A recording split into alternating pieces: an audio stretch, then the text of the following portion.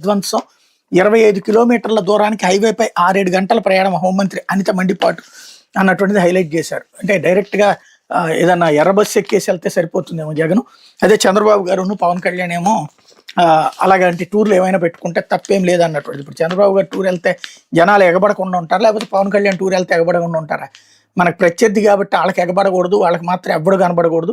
అప్పుడు అదిగో వాడికి మరి పట్టుపోయిందని చెప్పొచ్చు. అదే మన కనుక ఎగబడితే కనుక అది మాకున్న అభిమానం అని చెప్పుకోవాలి.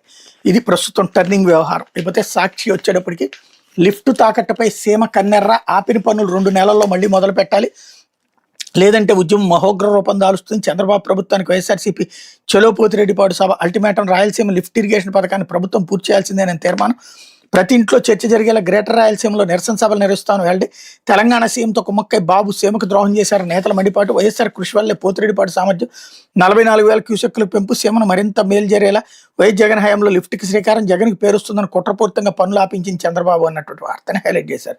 ఈనాడు ఫ్రంట్ పేజీ కానీ బ్యాక్ పేజీ కానీ ఆ వార్త లేదు. సీమకు సంబంధించిన మొత్తం నాయకులందరూ కలిసి, వైసీపీ నేతలందరూ కలిసి అక్కడ సభ పెట్టి అక్కడికి వెళ్ళి చూసి వస్తే అదంతా కూడా వార్తే రాయాలనిపించలేదు. ఏమన్నా అక్కడ సిట్యుయేషన్స్లో రాశారేమో తెలియదు. అంటే మనకు కావాల్సింది అయితేనే రాస్తాం, మనకు నచ్చకపోతే కనుక ఏ వార్తనైనా డిలీట్ చేసేస్తాం అన్నటువంటి ధోరణి ప్రస్తుతం